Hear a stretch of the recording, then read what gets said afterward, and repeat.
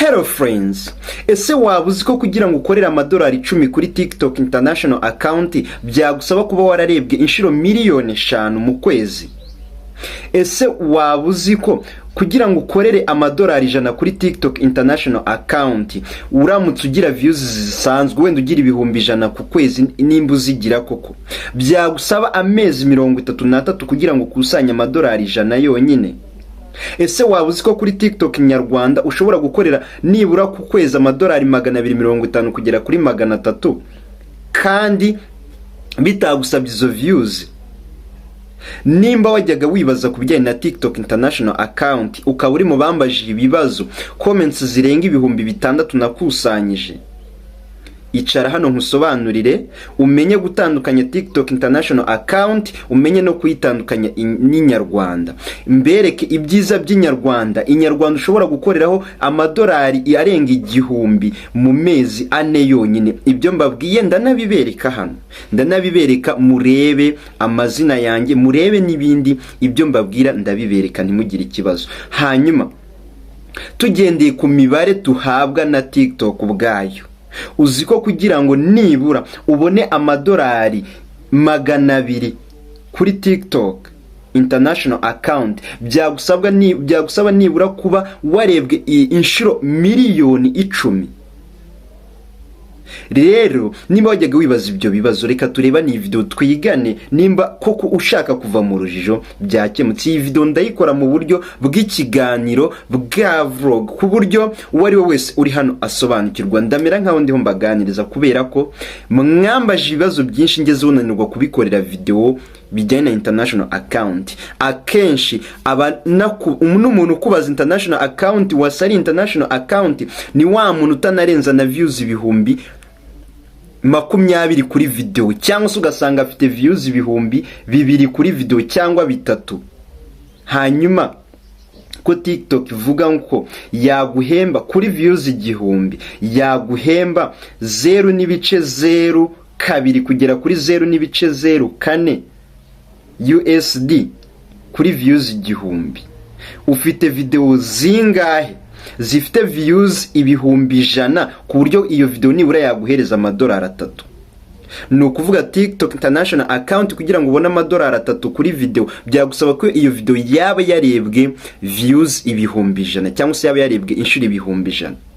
Subira inyuma gato bukuyemo iyi video ugende urebe muri video zawe ufite, urebe ngo ufite video zingahe zifite views ibihumbi 100. Nusanga zirimo urebe ngo ni zingahe, nusanga nta yirimo uze wicare ngo usobanure nkwereke ukuntu wakwikorerera amafaranga kuri TikTok y'inyarwanda isanzwe ukaba umuherwe ukanayakorera nta parapara.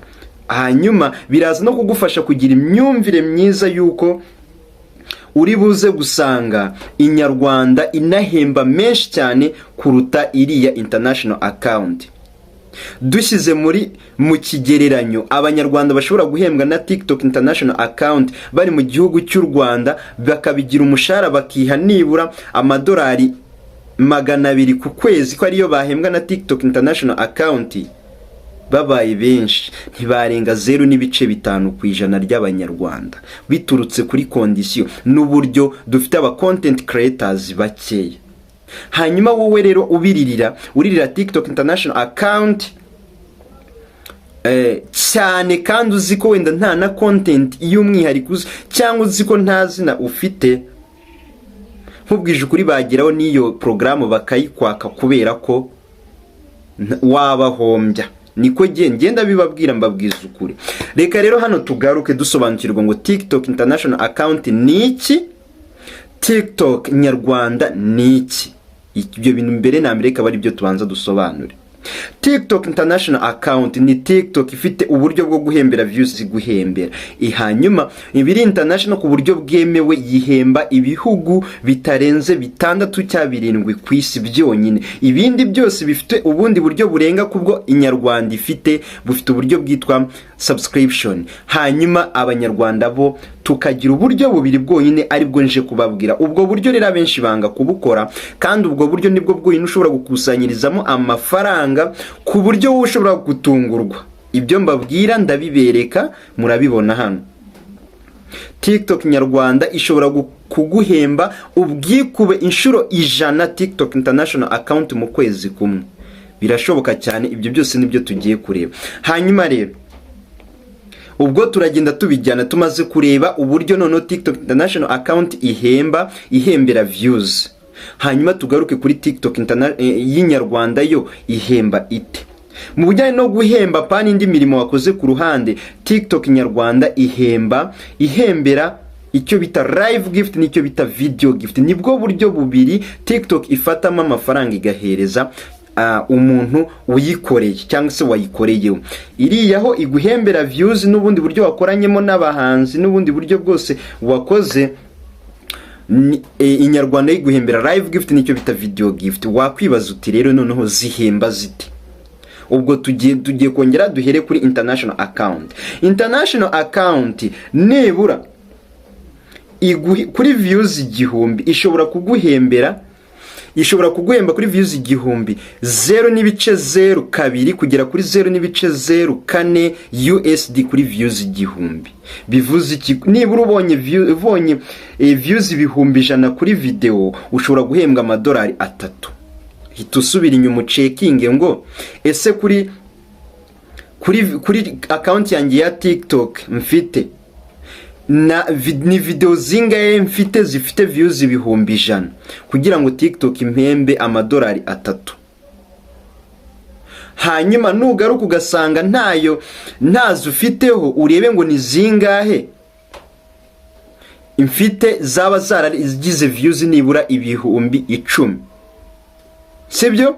Kugira ngo nibura TikTok ize kumpa ibya bice by'amadolari runaka. Sibyo? Uhite ufata nimba kuri views 1000 ushobora kubona 0.02 uhite ukuba n'ibihumbi 10 urebe ngo yaguhangana.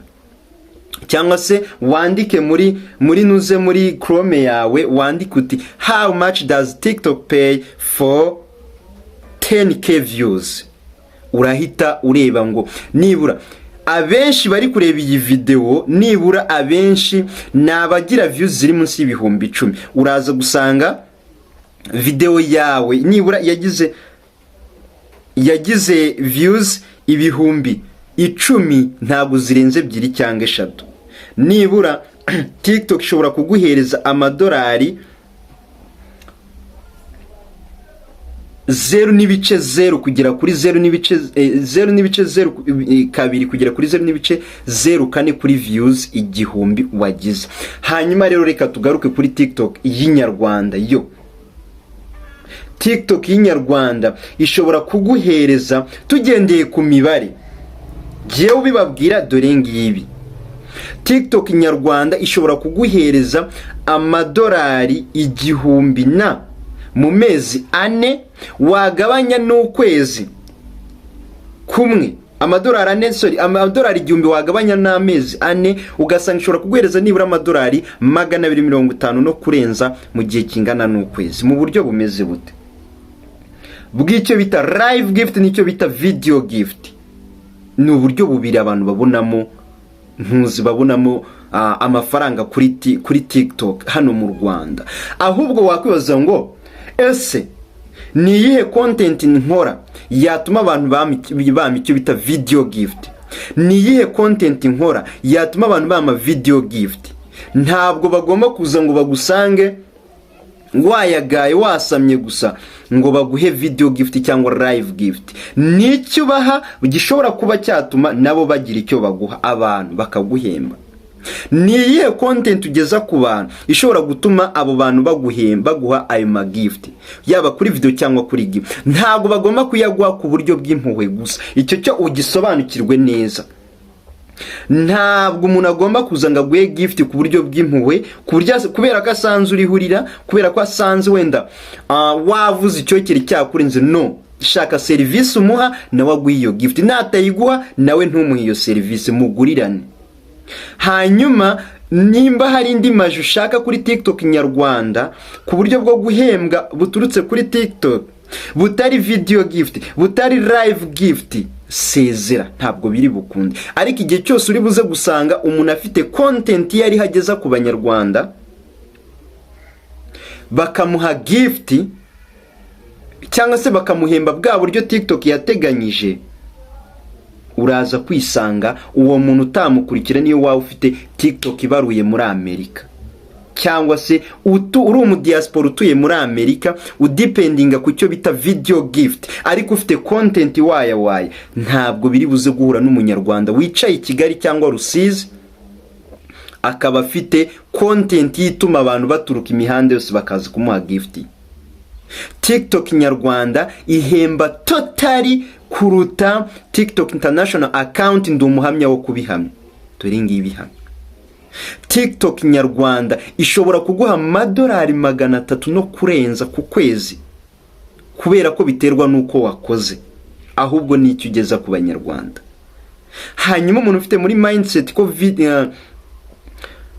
ko agomba gukoresha TikTok nyarwanda mu buryo bwo kuyihembesha mu bundi buryo, ntabwo bizamukundira, kubera ko ntabwo uzahindura settings za TikTok.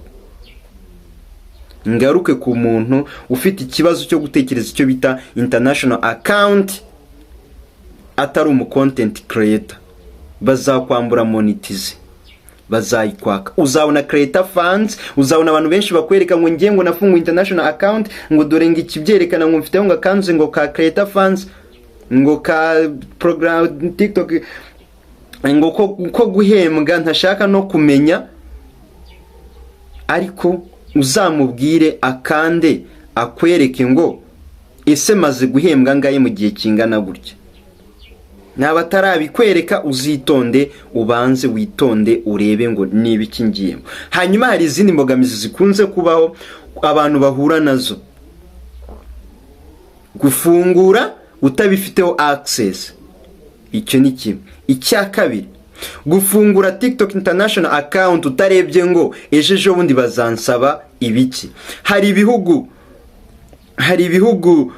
bisaba icyo bita tax info, hari n'ibitabisaba. Nujya no kuyifungura ubwo kanku guiding, reba umuntu kwereka abanza akagusobanurira. Ndavuga wayifunguye, hari abo nagiye mbona babivugaho neza, harimo nka ba Mr Buddha, harimo nka ba Emabilis, berekana nibura ngo kugira ngo utazagongwa n'ikibazo cya tax info, fungura muri United Kingdom. Abo bantu bagiye babivugaho, mwagenda mukabareba ku bantu bifuza icyo bita international account, mukurikirane ibyo bababwira.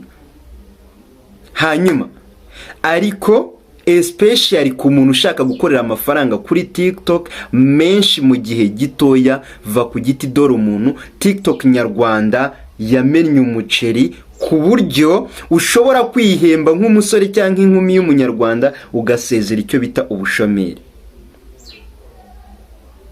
TikTok nyarwanda ushobora kuyifungura gutya ukayihagurukaho mu isaha imwe ukoreye amadolari arenga 100. Ushobora kubika telefone yawe hari ukayishyira ku muriro, waza ugasanga icyo bita video gift, ugasanga amadolari 5 arinjiye.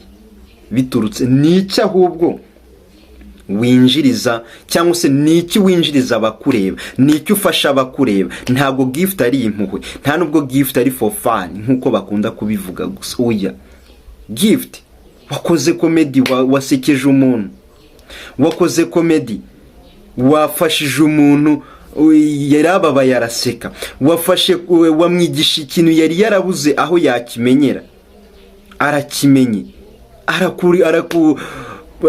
araguhemba.